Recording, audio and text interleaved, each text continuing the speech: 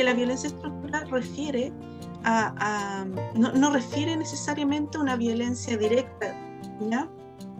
Sino que aplica mecanismos, y uno de esos mecanismos es la estratificación, es decir, que en consecuencia da origen a las desigualdades sociales. Cuando hablamos de violencia estructural, más bien estamos haciendo un reconocimiento a que hay una distribución desigual de recursos y que el uso de violencia directa muchas veces está dado cuando uno de los grupos de la sociedad quiere cambiar este sistema, o bien también se ejerce a través de la violencia cultural o simbólica, donde puede ser mediante, por ejemplo, el racismo, el sexismo, el clasismo, ¿ya? O sea, utiliza en sí diferentes mecanismos que son los que nosotros sentimos o vamos percibiendo como violencias directas.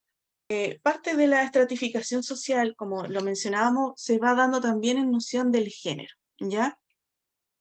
Esta diferencia está dada, ¿cierto?, de una manera como normalizada y también genera condiciones de vida.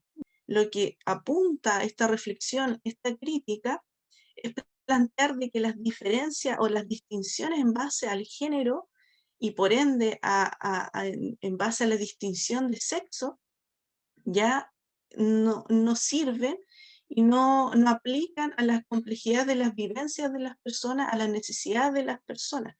Por el contrario, atentan directamente a su identidad, a su bienestar, propiciando y normalizando condiciones de discriminación para, por ejemplo, mujeres, diversidad sexual, disidencias sexuales. La estratificación social, todas estas diferencias que se van dando en la sociedad, no es inocua, ¿ya? O sea, no es algo de que no genere consecuencias, resultados negativos en las personas, sino que más bien va reproduciendo justamente las relaciones desiguales y jerárquicas entre las personas. Aquí nosotros vamos a entender de que hay un sentido colectivo de las violencias, y podemos ir identificando la violencia simbólica implicada en lo cultural a través del concepto de género, ¿ya? ¿Cómo entendemos violencia simbólica? Como una forma de violencia particular que actúa al margen de cualquier coacción física, resultando en una forma de poder ejercido directamente sobre el cuerpo y determinando las conductas de las personas. Cuando se enfocaba a la gente en vacaciones, y lo primero que uno ve son cuerpos femeninos. Y ahí, ¿cierto? Y los cuerpos estos de mujeres, en realidad, dentro de ciertos cánones. Aquí, ¿cierto? Hace una referencia de que el periodista dice, bueno, y ahora los cuerpos más lindos del verano. Y justamente, ¿cierto? Hay al tiro una categoría y hay un juicio hacia los cuerpos de las mujeres, ¿ya? Y eso también corresponde a una violencia simbólica que ha estado reproduciéndose en términos sociales y culturales. Biológicamente nosotros vamos a justificar de que haya una dominación de lo masculino como lo más fuerte, como lo más inteligente o como lo ligado al éxito también, ¿cierto? Al exitismo.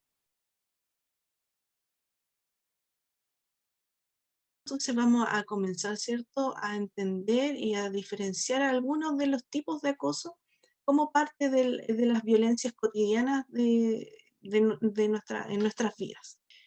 El acoso, según el diccionario de la Real Academia de la Lengua, el concepto de acoso hace referencia, entre otras cosas, a la acción de perseguir sin darle tregua ni reposo a un animal o a una persona, así como también el acto de apremiar de forma insistente a alguien con molestias o requerimientos. El acoso se debe considerar como una conducta de naturaleza ofensiva, perturbadora para la persona que es acosada, ¿ya? Y esta persona que sufre acosos siente angustia, sufre malestar, ¿ya? O sea, ya es una situación o un comportamiento que perdura en el tiempo, que es insistente y ya interfiere la vida de la persona. ya de quién es, de la persona que es acosada. Y la persona que acosa eh, utiliza su poder tanto físico, psicológico, social, para ejercer estas acciones dañinas hacia otra persona, ¿ya? Perjudiciales hacia otra persona.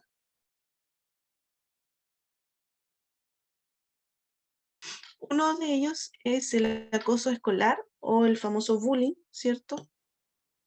Que también es conocido como hostigamiento escolar o maltrato escolar, ¿ya?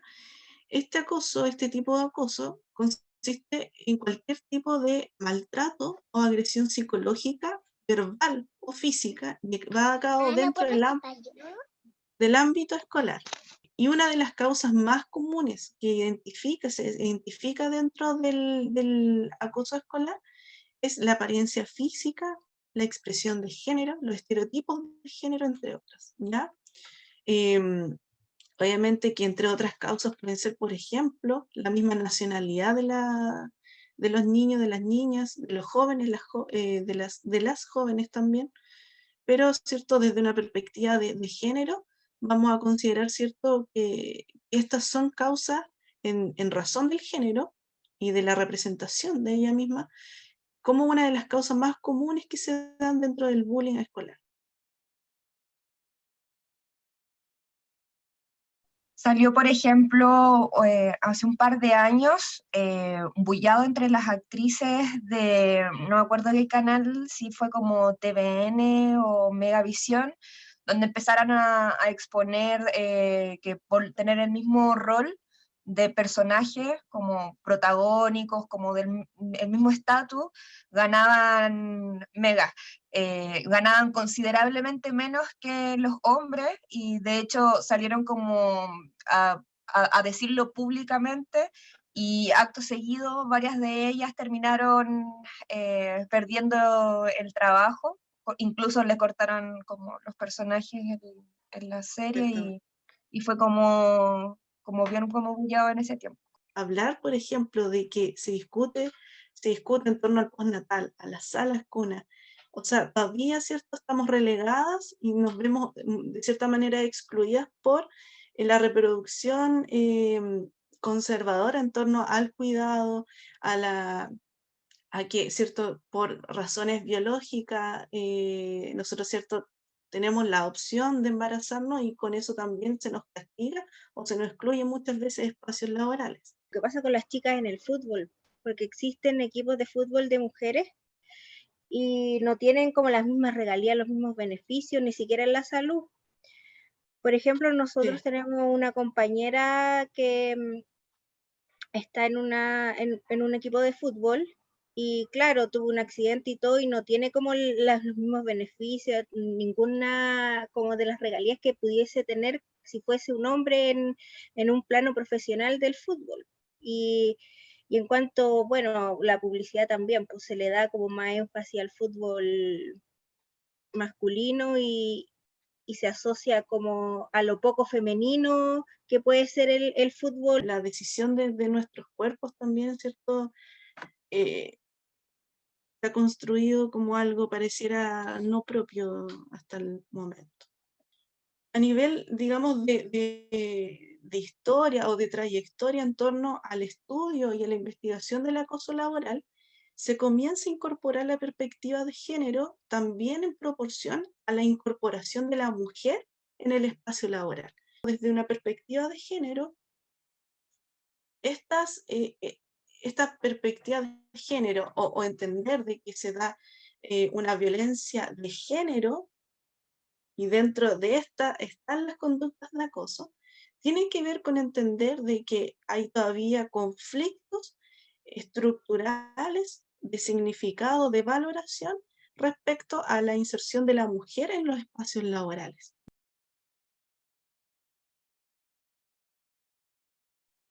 El acoso sexual, ya como lo hemos visto, tanto en el acoso, en el ciberbullying o en el acoso escolar, en el acoso laboral, también se ven cruzados de cierta manera con otros tipos de acoso, ¿ya? Y este, uno de los principales que es transversales, por decirlo de algún modo, tiene que ver con el acoso sexual. ¿Qué entendemos por acoso sexual? Como todo tipo de conductas intimidantes o coercitivas de naturaleza sexual. Pueden ser desde actos leves, por decirlo de algún modo, hasta abusos graves, y dentro de estos abusos tiene que ver, ¿cierto?, ya con el contacto físico netamente, que pueden ser, ¿cierto?, no solamente en un aspecto o en una esfera privada de la persona, sino que también, ¿cierto? Y lamentablemente lo hemos visualizado cada vez más como parte de la esfera pública de las personas. Tanto en la literatura jurídica como en las ciencias sociales, todavía existe un vacío importante en cuanto al concepto de connotación o significación sexual de una práctica. Es decir, todavía estamos discutiendo de cómo diferenciar una práctica sexual de lo que no es sexual, ¿ya? Y esto es algo transversal en realidad a la situación del acoso, a la denuncia del acoso. O sea, cuando hay una relación de acoso entre un adulto hacia un menor de edad, claro, se da por hecho de que hay una relación de poder, y necesariamente ahí no puede haber, digamos, una libertad de expresar consentimiento, ¿ya? Pero las dificultades en términos de entender esto como un problema público es porque se pone en tela de juicio que si hay dos adultos, adultes, estamos suponiendo que eventualmente pudo haber habido un consentimiento para estos actos. Y es ahí donde todavía estamos entrampados. La sociedad también genera sus marcos normativos, es decir, que hay ciertas conductas que difícilmente las personas no las entendemos como no apropiadas, sobre todo en términos sexuales. Entonces, esta misma autora habla de que hoy en día también pareciera que esa es la salida, o bien ese es el marco que hay que ir impulsando, o sea, de que hay una normativa social y cultural hacia ciertas conductas que sí o sí no son apropiadas como práctica o de interacción entre personas.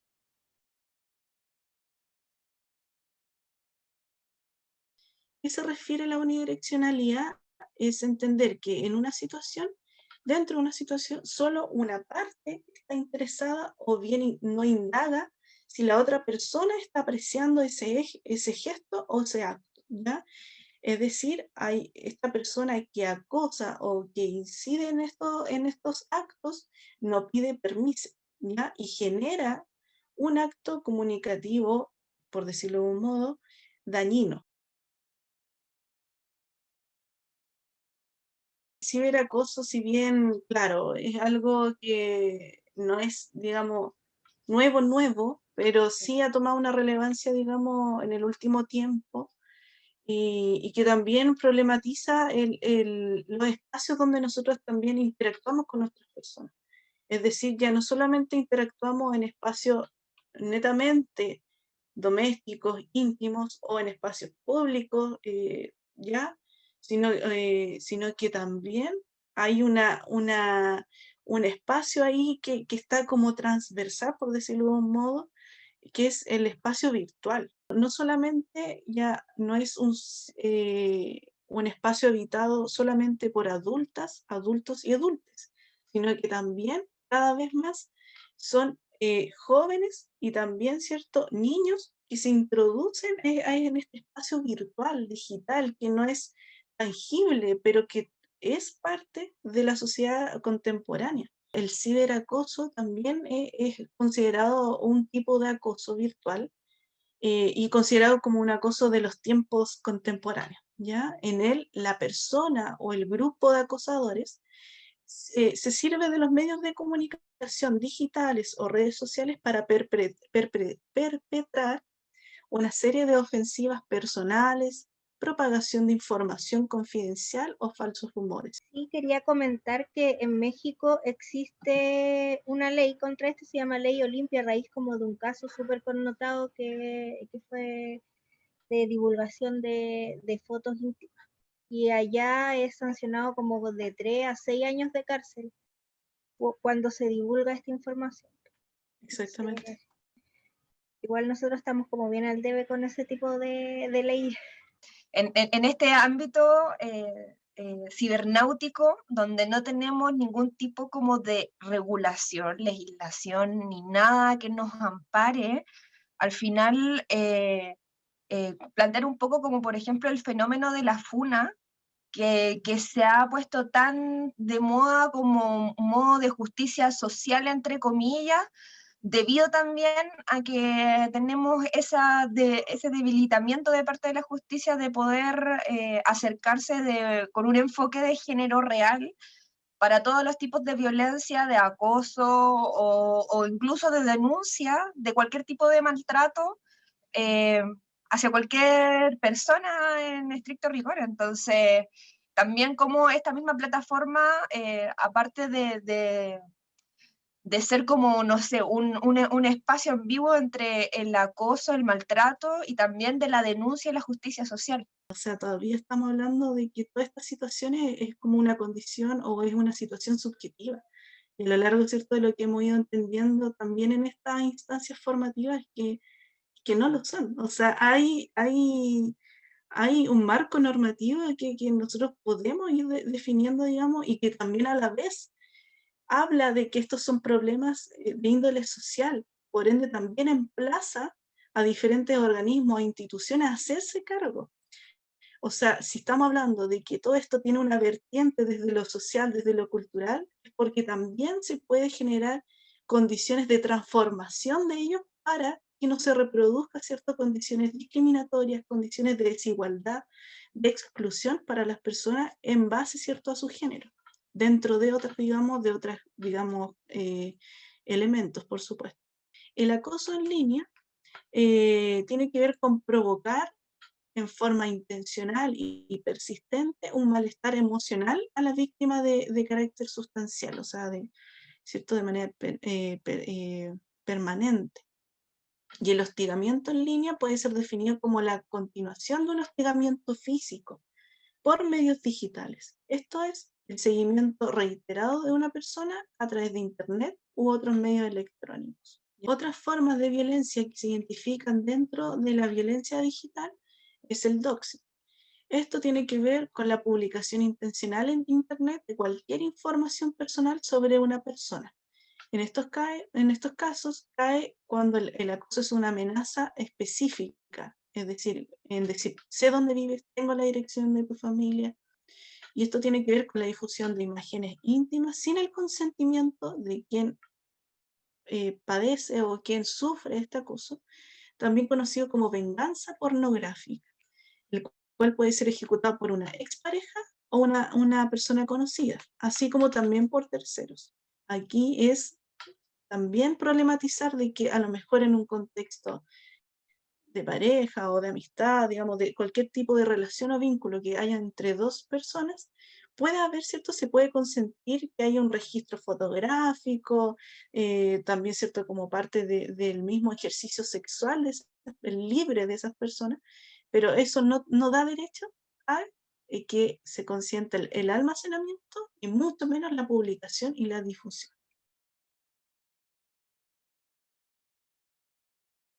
Esto no es subjetivo, sino que también habla de que hay un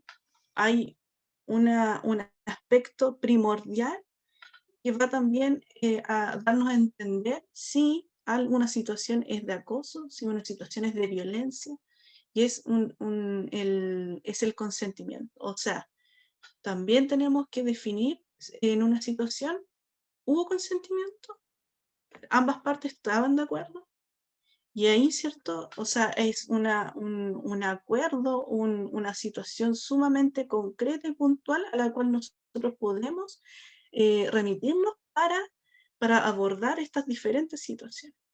Igual es como impactante esa palabra porque a mí se me viene a la mente lo que usted decía. Yo creo que personalmente a mí nunca nadie me enseñó lo que era el consentimiento.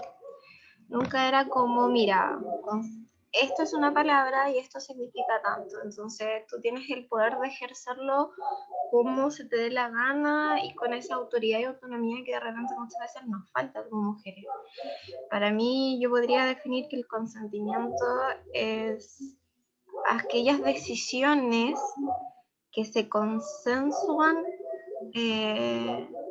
entre el diálogo de dos personas. Bueno, para mí el consentimiento va más como en los límites que pone uno con su propio cuerpo, con el otro, donde finalmente yo estipulo lo que me va a hacer bien, lo que me va a hacer mal, o sea, los límites, pues finalmente. Entonces estamos hablando que no solamente un consentimiento en términos físicos, de contacto físico, sino que también desde otras, digamos, desde otro tipo de interacción. Que una vez encontré como un afiche que era súper explicativo de explicar como el consentimiento, que era si una persona te dice que le prepares una taza de té y después ella no se lo quiere tomar, tú no la puedes obligar. En eso se basa como el consentimiento, que a pesar de que en un principio si alguien quiere acceder a algo,